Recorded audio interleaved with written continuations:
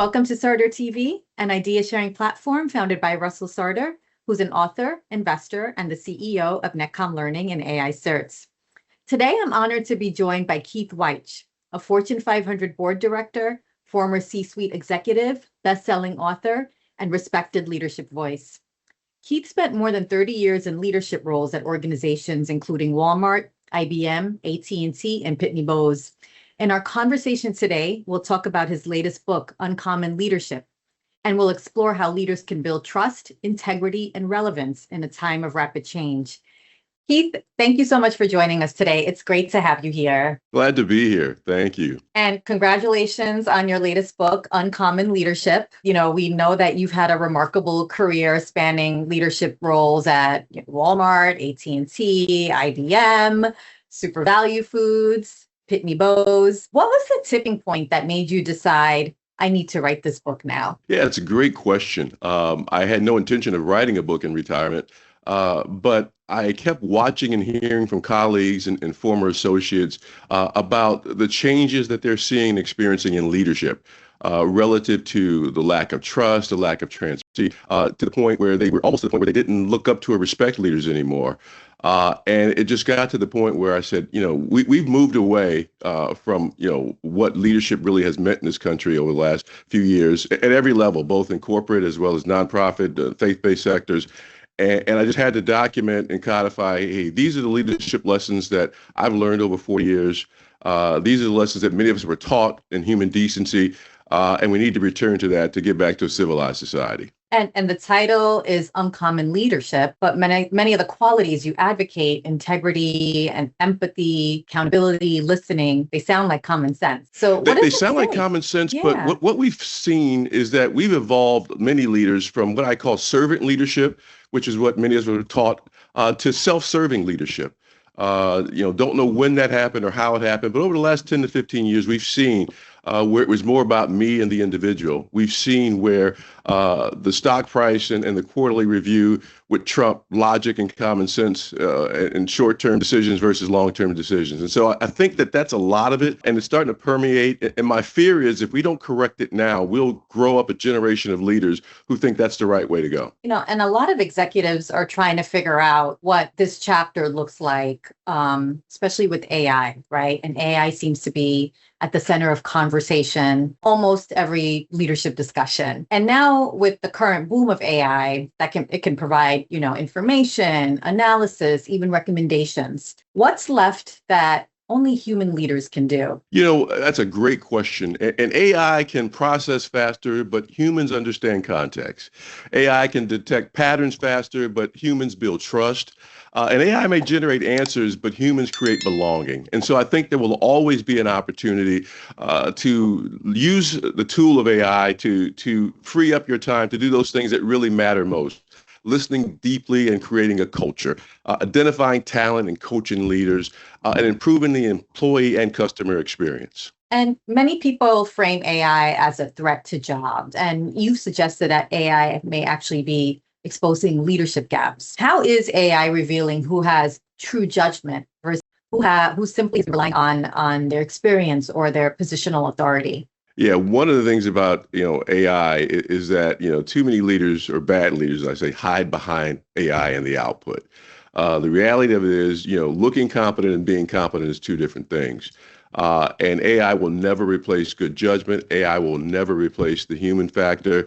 There's a phrase I use that AI may tell you that tomato is a fruit, but judgment will tell you you don't put in a fruit salad, right? And so those leaders who nod along with AI output, they're not really doing what they were hired to do. And I think that distinction between, information and judgment is important because technology can help us process information, but leadership certainly requires something more, right? And you've developed the 4Rs framework: relevance, sure, readiness, robustness, and responsiveness.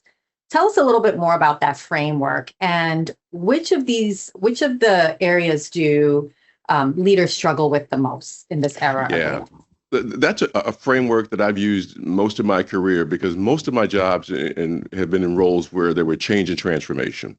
And to your question of the importance, the relevance one is the one where I see a lot of leaders fail. And when I say relevance, relevance comes in two fronts. One, relevance is making sure everyone understands the why we're making these changes, because absent of that, people tend to not buy in, and also relevance as to how I fit into this new environment of this new world.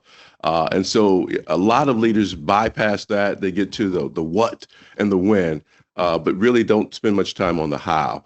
And so the relevance of that is important. If you miss that step, the other three really almost don't matter. So then how can leaders stay relevant when AI can perform many, technical tasks better and faster? How do they stay relevant? I think they stay relevant by doing the things that AI can't do, and that's maintaining the human touch, being around people. One of the things that made me successful as a leader wasn't that, I executed the greatest strategies in the world, is I spent time understanding that, my job was to, help people understand how they fit into this movement or this vision. And spending that time, AI frees up a lot of time for me to do that, to spend time understanding what customers feel, understanding the customer experience, the employee experience. And I think AI is a tool that, again, takes away some of the mundane tasks, but not the critical tasks, not the high value tasks of understanding people and how to impact them. And, that raises an important challenge for leaders because understanding what's changing is one thing, leading people through it is another thing. Preparing them for something is difficult, right? And that human touch, like you're saying, how do leaders prepare themselves and their organizations for AI without creating fear, right? There is a lot of fear around AI. Yeah, there's a lot of fear and trepidation. And I was at a board meeting the other day, and it was a woe is me discussion for a second, and we elevated the conversation and say, hey, history has shown that as we move from the agricultural culture to manufacturing, there was change, there were opportunities. When we went from manufacturing to more of a service-based industry, and this is just the evolution of technology. AI is a tool that again, we have to master. We have to put guardrails in place, but it won't replace the human touch, the human aspect of it. I think about my time at Walmart when we were transitioning from brick and mortar to an e-commerce.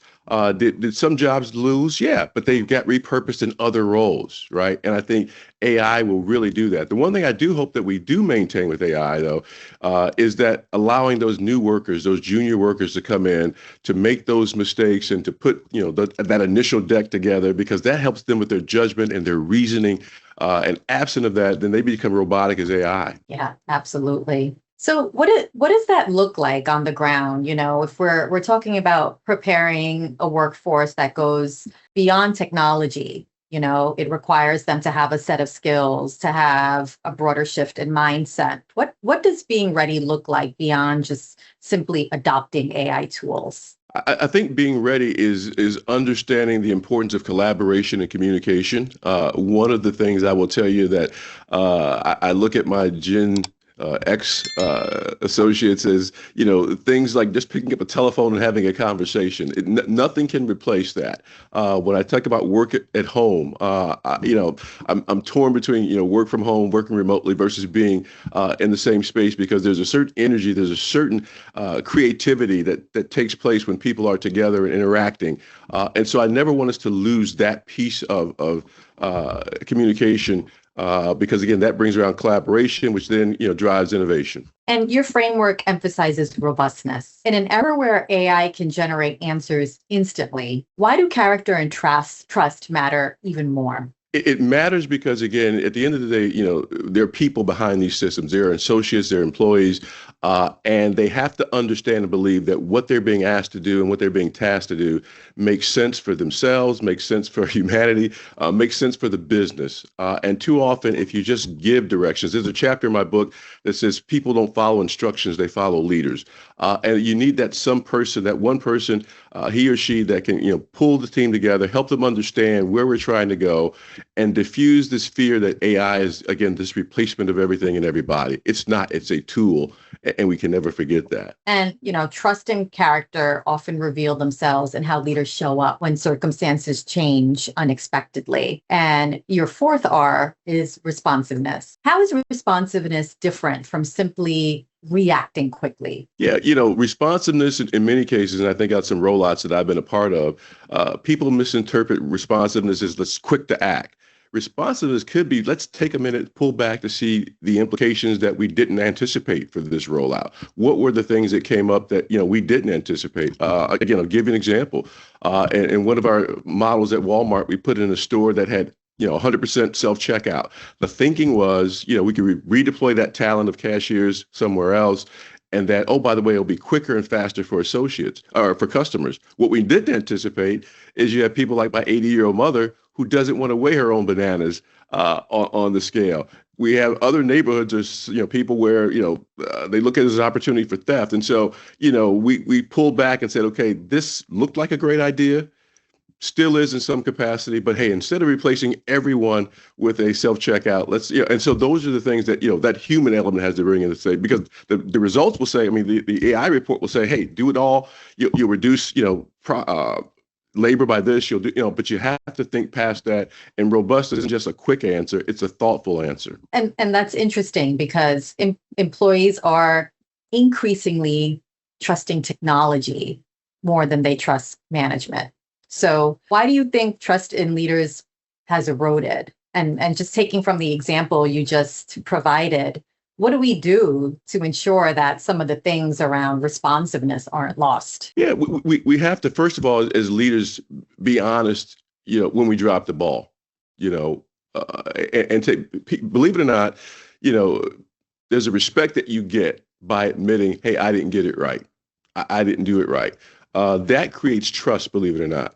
A lot of leaders will look to blame, the associate or the employee when things, it was an execution issue. Well, no, it wasn't an execution issue. I over-anticipated or I over-indexed on X, Y, and Z. And when you can have those conversations, I call them unvarnished truth conversations. When you can have those conversations with your associates, and hey, here's where we dropped the ball. Here's where we're going to correct it. Here's what we're going to do, anticipate in the future, so we don't have that. We can mitigate that. That generates trust. But when you just say, hey, we didn't hit the number, we didn't meet the goal because you didn't perform, that creates distrust and animosity and turnover and everything else. And the final chapter of your book is titled Planting Trees You'll Never Sit Under. Tell us what that means to you personally, and what do you want your own leadership legacy to be? How do you want to be remembered? That's a great question. And that chapter is important to me because I think a true leader is one who creates future leaders. We should all want to have an impact that outlives us and outlasts us once our name is no longer on the door or on the business card. And so it's okay, what are those things that are important to me that I want to leave? For me, one was inclusion, that everyone has something to add and everyone has value to add. That was important to me. Continuous learning was important to me. And so that's why I still write books and write articles and those types of things, because those things will exist long after I'm gone. And then participating in podcasts and in conversations like this. I mean, these things that will live beyond us, and sharing that knowledge, sharing that leadership lesson. It's more than just the numbers. The people who worked for me will not remember me for, what targets we hit in 2024. It will be, hey, this is how he impacted me. This is how I learned. This is what I left behind.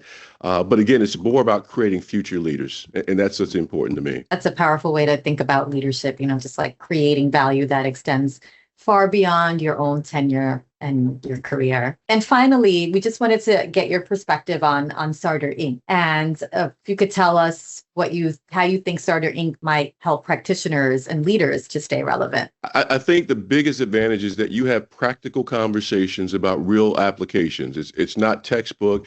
It's not theoretical. It's, hey, here's how you can leverage this technology. Here's how you can leverage this tool to be a better leader. So it's enhancing who you are as a leader. And that's the value I think you really bring. Great. Well, Keith, this has been a great conversation. We really appreciate everything you've shared on leadership and trust and navigating change in an increasingly complex AI-driven world. So thank you so much for joining us today. Thank you so much for having me. I really enjoyed it. And we'll see you next time on Sarder TV.